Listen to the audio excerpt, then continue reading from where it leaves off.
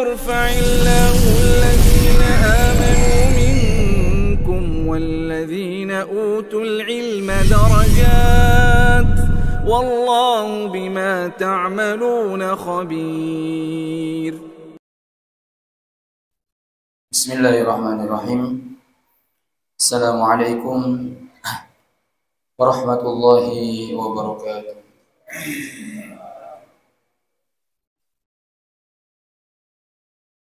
Innal hamdalillah nahmaduhu wa nasta'inuhu wa nastaghfiruhu wa nu'minu bihi wa natawakkalu alayhi wa na'udzu bihi min shururi anfusina wa min sayyiati a'malina. Man yahdihillahu fala mudilla lahu wa man yudlil fala hadiya lahu. Asyhadu an la ilaha illallah wahdahu la syarika lahu wa asyhadu anna Muhammadan abduhu wa rasuluhu la nabiyya ba'dah. Allahumma shalli wa sallim ala Muhammadin wa ala alihi wa ashabihi wa barik wa sallim tasliman katsiran. Waqad qala ta'ala yarfa'illahu alladhina amanu minkum walladhina utul ilma darajat wallahu bima ta'maluna khabir.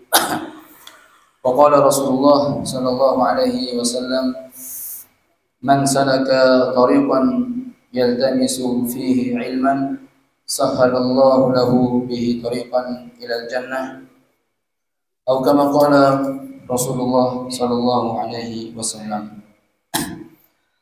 Para jamaah hadirin hadirat yang insyaallah dirahmati oleh Allah Subhanahu wa taala, lagi-lagi kita bersyukur kepada Allah Subhanahu wa taala karena Allah Subhanahu wa taala telah memberikan kepada kita taufik, hidayah dan inayahnya sehingga kita dapat berkumpul di tempat ini dalam rangka menghadiri majelis ilmu, majelis yang sangat mulia di sisi Allah Subhanahu wa taala, yang mana majelis ini merupakan sunnahnya Rasulullah dan para sahabat radhiyallahu anhum ajma'in.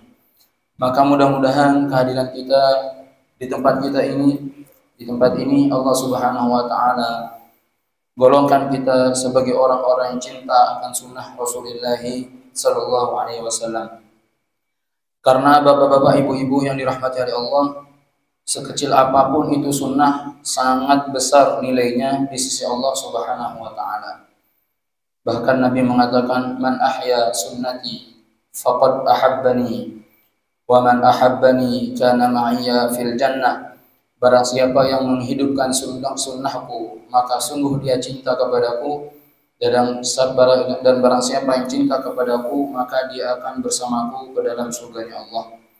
Hanya saja bapak-bapak, ibu-ibu yang saya hormati, saat ini orang memahami sunnah itu adalah yusabu fa'iluhu wa la yu'aqabu tarikuhu. Dianggap berpahala orang yang mengerjakannya dan tidak dianggap berdosa bagi orang yang meninggalkannya. Ini sunnah dalam konteks fikih. Tetapi kalau sunnah dalam ilmu hadis dan adab kesehari-harian, bahwasanya orang yang menghidupkan sunnah maka dia akan mendapat ganjaran yang besar, dan orang yang meninggalkannya dia akan merugi. Jamaah yang dirahmati oleh Allah, sampai-sampai ada suatu kisah. Kisah ini termaktub dalam kitab Syiarul A'lam An-Nubala yang dikarang oleh Al-Imam Az-Zahabi. Imam Az-Zahabi itu mengarang satu kitab namanya Syiarul A'lam An-Nubala. Syiarul A'lam An-Nubala itu adalah kisah-kisah para tokoh orang-orang soleh yang beliau catat, dan kisahnya ini bukan hanya sekedar kisah tetapi mutawatir, kisah yang sahih, kisah dari penciptaan Nabi Adam alaihissalam sampai beliau meninggal itu ditulis sama beliau, sehingga semua kisah-kisah ada dalam kitab Syiarul A'lam An-Nubala. Imam Az-Zahabi itu, bapak-bapak, ibu-ibu, beliau menceritakan tentang seorang ahli hadis yang bernama Abu Dawud, Al-Imam Abu Dawud. Imam Abu Dawud ini ahli hadis, sehingga beliau itu dikenal karangan kitabnya yang bernama Sunan Abu Daud. Mungkin jenengan pernah dengar Pak ya, Sunan Abu Daud. Sunan itu artinya sunnah. Jadi sunan itu jamak daripada sunnah. Sunnah itu satu sunnah. Kemudian sunan itu artinya banyak sunnah. Artinya Sunan Abu Daud itu adalah hadis-hadis yang berkaitan sunnah-sunnah Rasulullah SAW tentang hukum ahkam syariah. Ya. Maka Imam Abu Daud ini, bapak-bapak yang dirahmati oleh Allah, suatu ketika beliau itu mengadakan safar untuk mendapatkan satu hadis dengan murid-muridnya. Maka beliau itu melewati satu sungai yang mana sungai itu disebut dengan Sungai Dajlah. Ketika beliau itu melewati satu sungai, ya di atas perahu tentunya dengan murid-muridnya, tiba-tiba terdengar orang yang di dekat sungai itu, di pinggir sungai itu, ketika dia bersin, dia mengucapkan Alhamdulillah. Maka ketika Abu Dawud itu, dia ingin sekali membalas daripada ucapan orang yang bersin itu dengan ucapan balasan yarhamukallah. Maka dia meminta kepada nahkoda kapal itu, wahai saudaraku, bolehkah aku meminta tolong kepadamu untuk agar bagaimana kapal ini mendekati daripada pemuda itu, laki-laki yang tadi bersin itu. Maka nahkoda ini mengatakan, oh tidak bisa, karena perjalanan kita itu masih panjang.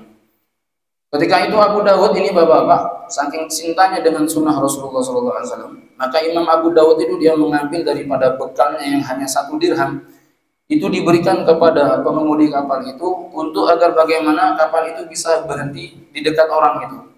Maka setelah dikasih itu 1 dirham dan kapal itu pun mendekati pemuda yang bersin tadi, maka ketika itu Abu Dawud mengatakan yarhamukallah, semoga Allah Subhanahu wa taala merahmatikanmu.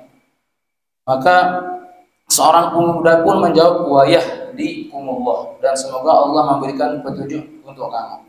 Jamaah yang dirahmati oleh Allah, ketika Abu Dawud itu selesai berjumpa dengan pemuda itu, kemudian dia menaiki kapal, maka semua murid-muridnya itu dia mengatakan, wahai Imam, kamu rela mengorbankan uangmu 1 dirham hanya untuk membalas orang yang bersin itu tadi, yarhamukallah.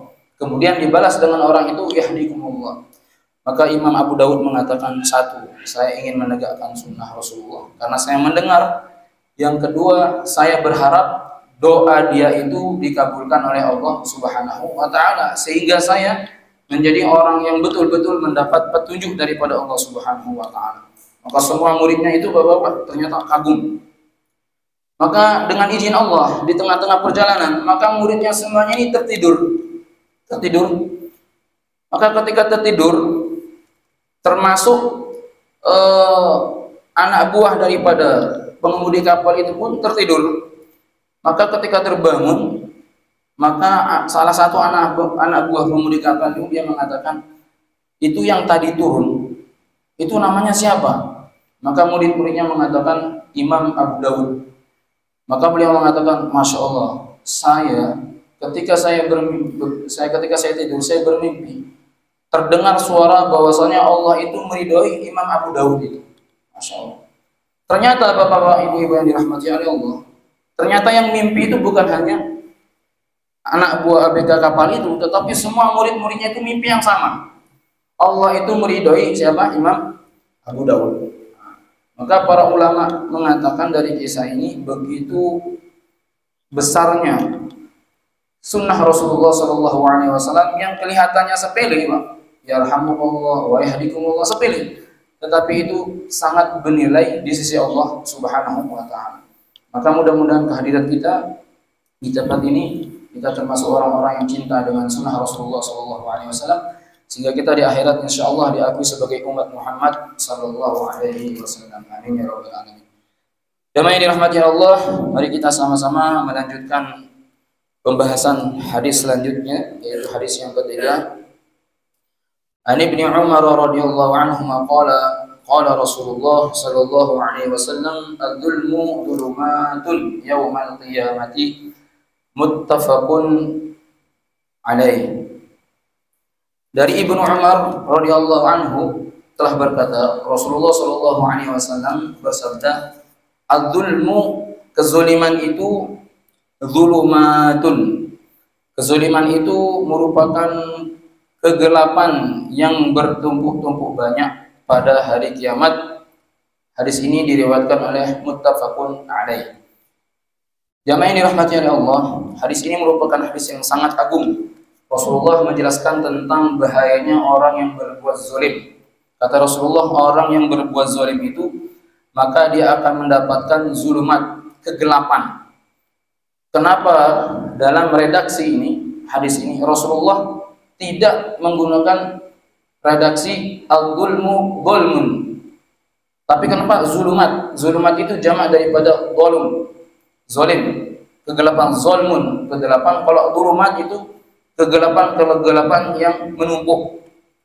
Maknanya apa?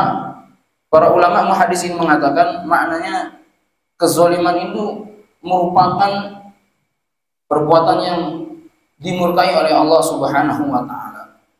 Dan ini dijelaskan oleh Abdullah Al-Bassam dalam kitab Tawdihul Ahkam. Beliau mengatakan, menceritakan di sini, ketika seorang itu bapak-bapak, ibu-ibu, nanti dibangkitkan oleh Allah di mahsyar, maka semua manusia, tentunya yang beriman kepada Allah Subhanahu wa taala, mereka itu akan memiliki cahaya. Dan ini disebutkan dalam sebuah ayat Al-Qur'anul Karim, "Yauma taral mu'minina wal mu'minati yas'a nuruhum baina aydihim wa bi aymanihim busyrakumul yawma jannatun tajri min tahtiha al-anhar." Artinya, yauma, pada hari, taro, engkau akan, al-mu'minina, akan melihat, wal mu'minat, mu'minin dan mu'minat, laki-laki maupun perempuan, ya, yas'a nuruhum, maka cahaya mereka itu akan bersinar-sinar, baina aydihim wa bi aymanihim, di antara mereka, depan, belakang, ya, samping kanan, samping kiri, ini akan dipenuhi oleh cahaya. Busyrakumul yaum, maka dikatakan kepada mereka, busyrakumul yaum, sungguh bahagianya kalian, jannatun tajri min tahtiha al-anhar, maka orang yang seperti kalian ini akan mendapat surga yang di bawahnya akan mengalir daripada sungai-sungai. Dalam ayat lain Allah Subhanahu wa taala juga berfirman, nurum yas'a baina aydihim wa bi aymanihim yaquluna rabbana atmim lana nurana waghfir lana innaka ala kulli syai'in qadir. Tatkala cahaya itu bersinar di sisi mereka, yaqulun, ternyata mereka itu berdoa, Rabbana, ya Allah, atmim lana, sempurnakan, nurana, cahaya kami, waghfir lana, dan ampunilah kami, innaka ala kulli syai'in qadir, sesungguhnya engkau maha kuasa atas segala sesuatu. Maka para ulama mufassirin mengatakan, dua ayat ini menjelaskan kepada kita, orang yang beriman kepada Allah, maka nanti ketika mereka di mahsyar, mereka itu akan memiliki cahaya yang sempurna, Bapak-bapak. Bahkan para ulama mufassirin mengatakan, dan setiap cahaya mereka itu tergantung daripada kadar keimanan dan amal mereka. Ada yang cahaya itu seperti cahaya matahari, ada yang cahayanya seperti rembulan, ada yang cahayanya seperti bintang, ada yang cahayanya itu seperti lampu 1000 watt, 100 watt, 5 watt, ada yang cahayanya itu klip kayak gitu. Itu tergantung daripada amal mereka. Tapi masih mending mereka itu masih memiliki cahaya. Kenapa? Dengan cahaya itu mereka bisa berjalan menuju surganya Allah Subhanahu wa taala. Tetapi jamaah yang dirahmati oleh Allah, Allah Subhanahu wa taala mengatakan, tetapi tidak bagi orang yang zalim. Orang yang zalim itu selamanya dia tidak akan memiliki cahaya di akhirat kelak. Maka jamaah yang dirahmati Allah, dalam kitab Tawdihul Ahkam ini, apa itu zalim? Zalim itu adalah wad'u kulli syai'in ghairi mahallihi. Zalim itu adalah meletakkan segala sesuatu yang bukan pada tempatnya. Itu namanya zalim. Meletakkan segala sesuatu yang bukan pada tempatnya. Maka kezaliman itu salah satu aqsam. Kezaliman itu terbagi menjadi tiga bagian, Pak, ya. Yang pertama adalah az-zalimun li rabbih, zalim kepada Tuhannya, yaitu orang-orang kafir yang tidak beriman kepada Allah, Maka Allah mengatakan wal kafiruna humuz zalimun. Orang-orang kafir mereka itulah adalah orang-orang yang zalim. Kemudian Allah juga mengatakan innasyirka la zulmun adim. Sesungguhnya syirik itu mereka itu merupakan syirik itu adalah kezaliman azim. Kalau Allah sudah mengatakan azim, maka syirik itu merupakan kezaliman yang sangat besar. Jamaah yang dirahmati oleh Allah, kenapa orang-orang kafir Allah tegas mengatakan mereka itu orang-orang yang zalim? Atau kenapa orang yang syirik menyekutukan Allah? Allah dengan tegas mengatakan la zulmun azim. Mereka itu adalah orang yang paling zalim, zalim yang sangat besar. Kenapa? Karena sebagaimana dijelaskan dalam kitab ini, zalim itu adalah meletakkan segala sesuatu yang bukan pada tempatnya. Maksudnya apa? Maksudnya adalah dia yang diciptakan oleh Tuhannya Allah, yang senantiasa diberikan rezeki oleh Allah, yang diberikan kesehatan oleh Allah, segala sesuatu disempurnakan oleh Allah Subhanahu wa taala. Seharusnya sang pencipta itu harus dia sembah, ternyata dia menyembah selain daripada Allah yang bukan menciptakan dia. Itulah yang disebut dengan apa? Kezuliman.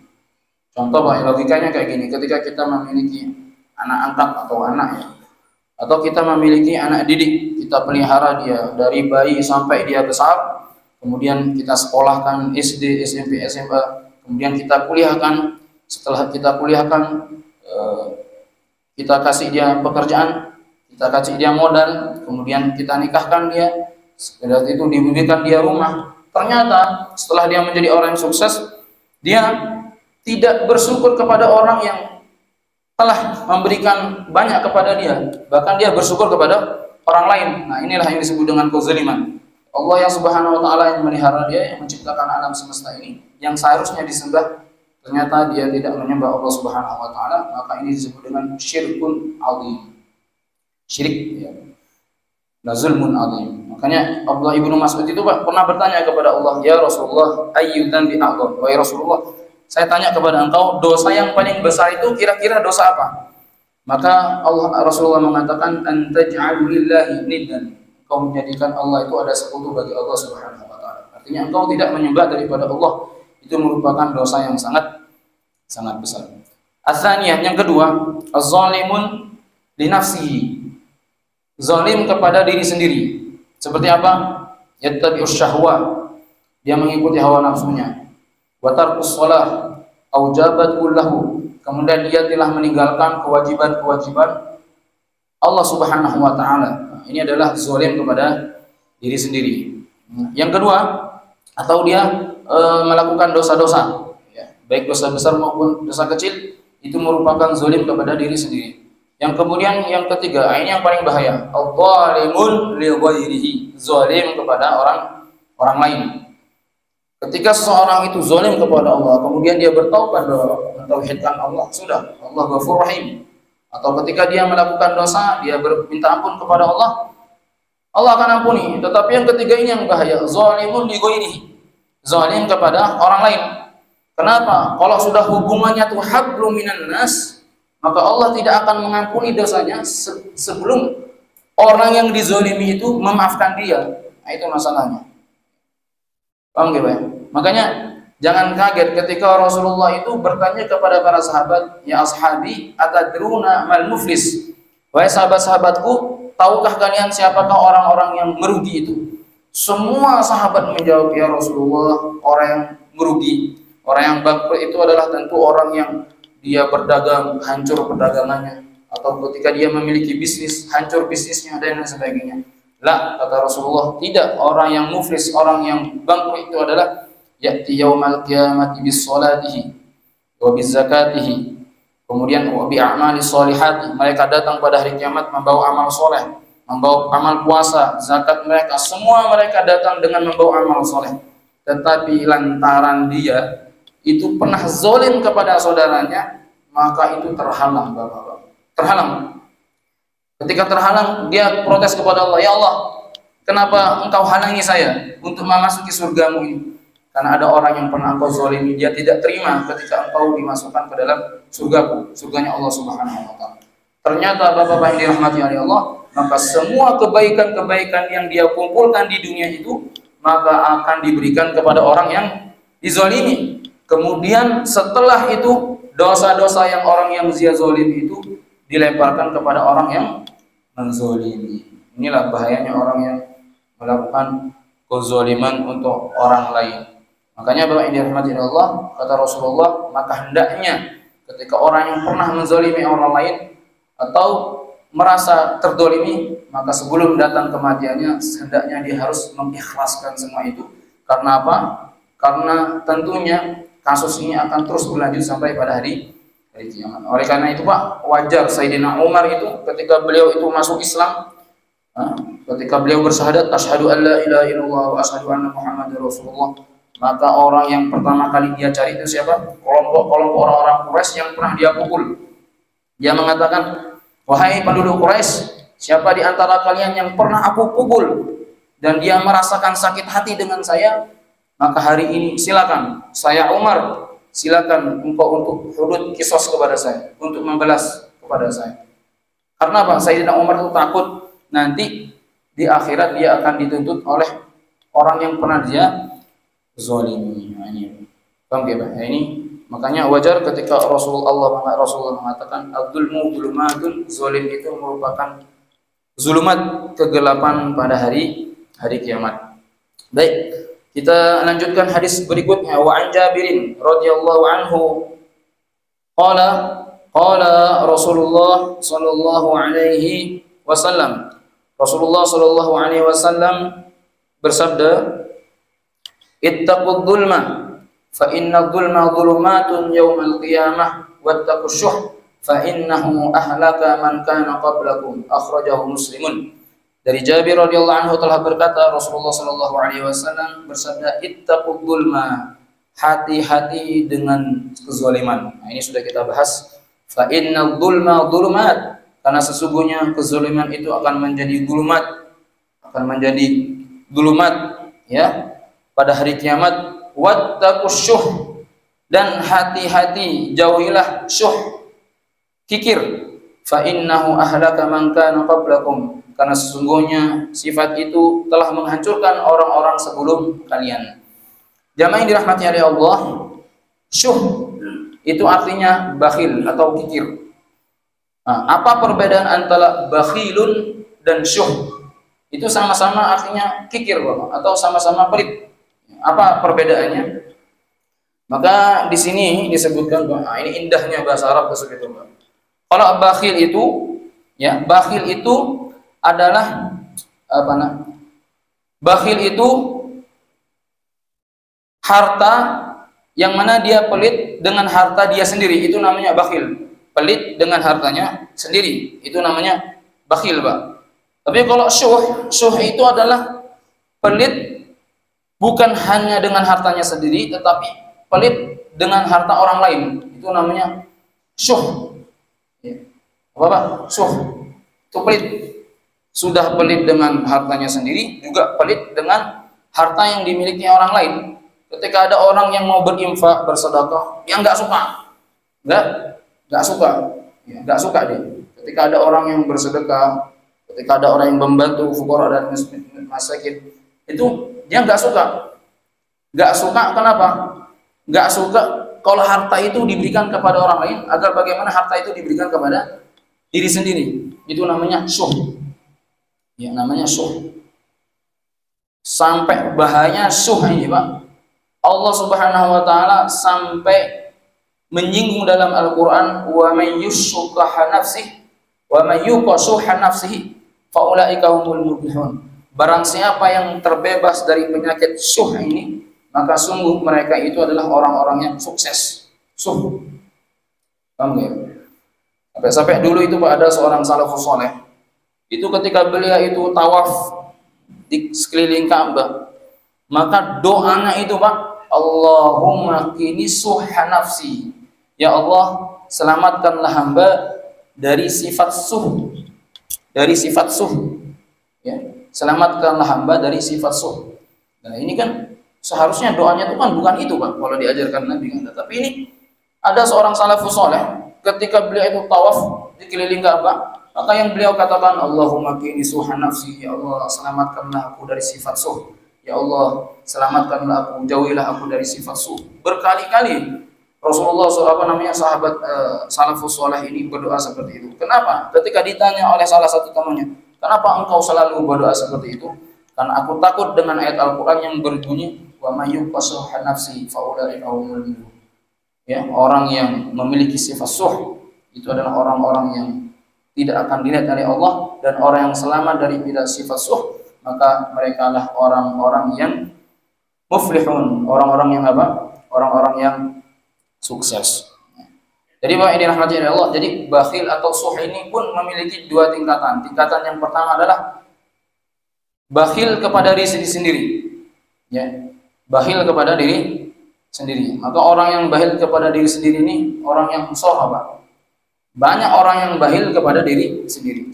Sehingga Ibnu Qudamah itu beliau mengatakan, "Fakam min bakhilin yumsikul mala fala yatadawa." Berapa banyak orang yang bakhil terhadap diri sendiri, dia itu hanya pegang itu hartanya dan dia tidak mau berobat dengan harta itu sendiri. Ketika dia sakit keras, udahlah ngapain berobat, ngabisin uang. Nah, ini bakhil dengan diri sendiri. Ini bahaya seperti ini. Banyak nggak orang seperti itu, Pak? Banyak, ada. Nah, kemudian bakhil kepada orang lain. Nah, kalau bakhil kepada orang lain ini masih mendingan gitu. Tapi kalau sudah bakhil kepada diri sendiri, maka nggak perlu yang enak-enak gitu kan. Eman kayak gitu. Kita kumpulkan uang susah-susah, maka kok ini kan bakhil, tidak menikmati hasil yang dia dapat. Maka Allah sangat benci sekali dengan orang yang bakhil seperti ini. Saya pernah Pak membaca satu kitab tulisan dalam bahasa Arab, namanya Al-Bukhala, artinya orang-orang pelit. Itu kalau kita baca tuh sangat lucu Pak. Ternyata ini hasil daripada penelitian ya. Ternyata ada orang yang pelitnya seperti itu. Bahkan dalam kitab itu disebutkan, saking ada orang yang paling pelit, ketika dia menyalakan lilin Pak, lilin, maka cahaya itu ditutup sama dia, agar bagaimana cahaya ini tidak kena kepada orang lain. Yang lain itu nggak dapat daripada cahaya yang dia hidupkan itu. Itu saking pelitnya. Dan itu ternyata ada orang seperti itu Pak.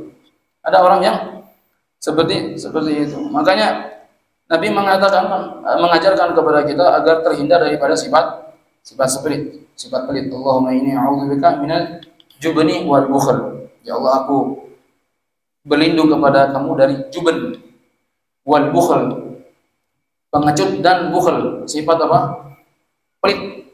Wa a'udzubika min ghalabati daini wa qahri rijal. Nabi mengajarkan seperti itu karena sifat pelit itu, masya Allah, sifat yang sangat tidak disenangi oleh Allah Subhanahu wa ta'ala. Paham ya? Suh, wattaqus suh. Maka suh ini lebih tinggi daripada al-bukhl. Semoga Allah Subhanahu wa ta'ala jauhi kita daripada sifat ini. Sifat yang betul-betul dimurkai oleh Allah Subhanahu wa ta'ala.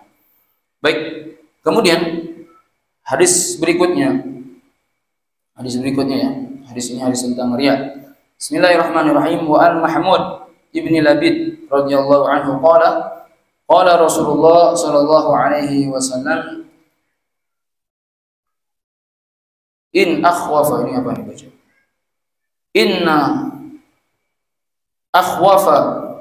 Inna akhwafa ma akhafu alaikum asyirkul asgharu, yakni riya. Akhraju Ahmad bi isnadin hasanin. Dari Mahmud bin Labid radhiyallahu anhu, Rasulullah sallallahu alaihi wasallam telah berkata, Rasulullah sallallahu alaihi wasallam, inna akhwafa ma akhafu alaikum asyirkul asgharu.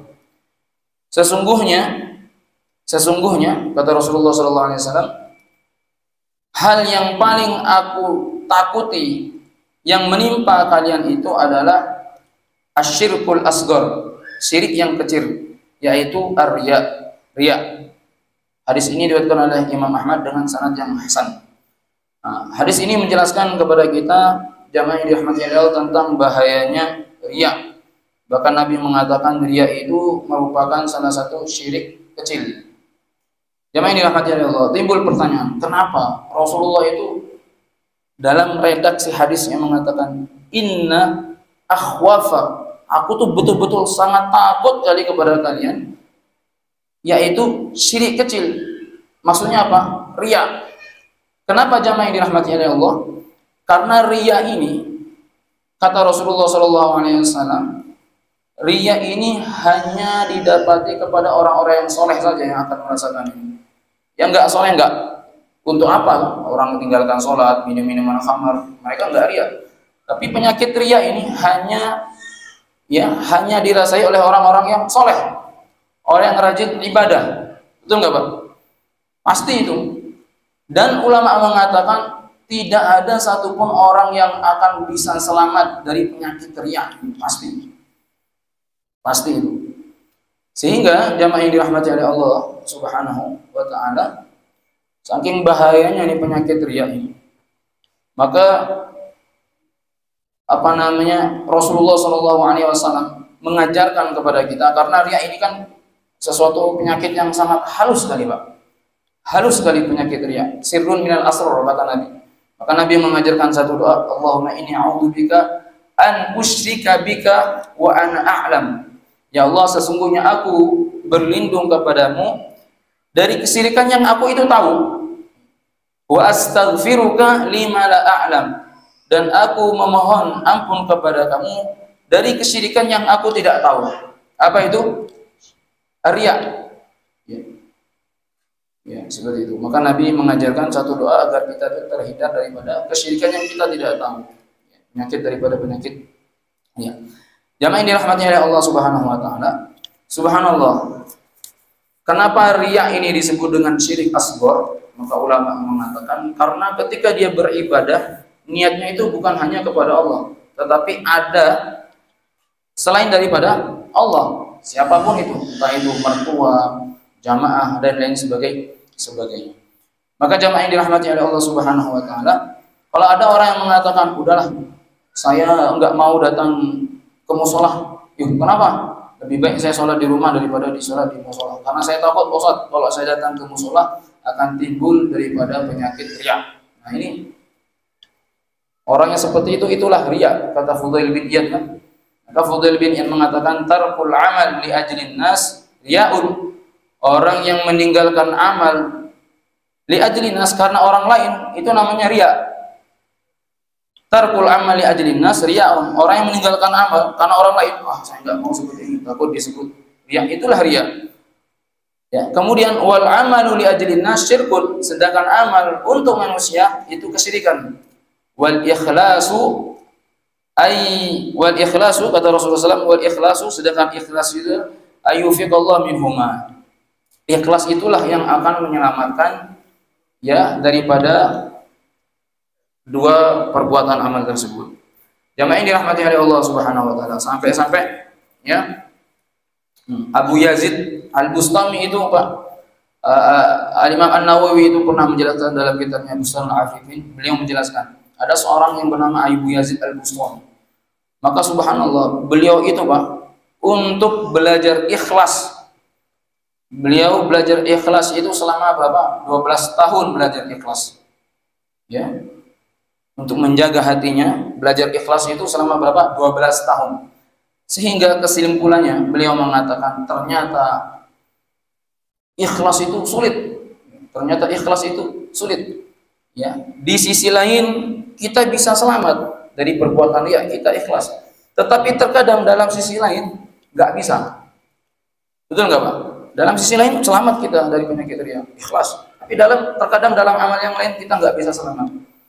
Makanya Imam Yazid Al-Bustami mengatakan 12 tahun aku belajar ikhlas, ternyata sulit sekali untuk belajar daripada ikhlas.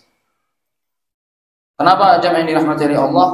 Karena sehebat apapun ibadah seseorang, tetapi karena ada riya, maka itu tidak akan ternilai di sisi Allah Subhanahu wa taala. Maka Nabi Subhanahu wa taala itu Nabi sallallahu alaihi wasallam itu pernah mengatakan kepada Muaz, "Ya Muaz, akhlisi niyyah yakfikal qalil." Wahai Muaz, jagalah keikhlasan kamu. Yakfikal qalil, karena walaupun amal itu kelihatannya sedikit, ikhlas itu cukup. Tetapi amal sehebat apapun enggak ikhlas, maka tidak akan ada nilai di sisi Allah Subhanahu wa taala. Oleh karena itu Pak, ketika timbul penyakit-penyakit seperti itu, maka pasti manusiawi akan timbul penyakit-penyakit itu. Maka ulama mengatakan ketika ada benih-benih riya dalam dirimu, maka tutuplah dengan beristighfar kepada Allah Subhanahu wa taala. Makanya kenapa dalam setiap majlis kita senantiasa dituntut untuk membaca doa kafarah, subhanallah wa bihamdik, asyhadu an la ilaha illa anta, astaghfiruka wa atubu ilaik, untuk menghapus daripada penyakit-penyakit seperti itu. Kan gitu ya? Karena riya itu bagian daripada syirik asghar. Dan syirik ini merupakan apa, Pak? Dosa yang paling besar. Orang yang melakukan syirik ini maka dia akan mendapat 3 bahaya. Yang pertama, Pak, amalnya itu tidak akan diterima. La yahbaton amaluk. Amalnya tidak akan diterima. Yang kedua, innallaha la yaghfiru ayyushrika bihi wa yaghfiru ma duna dzalika liman yasha. Orang yang melakukan syirik maka dia tidak akan diampuni oleh Allah Subhanahu wa taala. Yang ketiga, orang yang melakukan syirik itu jamaah yang dirahmati oleh Allah Subhanahu wa taala, kata Allah Subhanahu wa taala, dipastikan orang yang melakukan syirik itu maka kehidupannya itu akan kacau balau. Kenapa? Karena dia menyekutukan daripada Allah Subhanahu wa taala. Jamaah yang dirahmati oleh Allah Subhanahu wa taala, mungkin itu saja yang dapat kita sampaikan. Mudah-mudahan 3 hadis ini kita bisa amalkan dan kita bisa sampaikan kepada saudara-saudara kita yang tidak hadir. Subhanakallahumma bihamdik, asyhadu an la ilaha illa anta, astaghfiruka wa atubu ilaik. Assalamualaikum warahmatullahi wabarakatuh.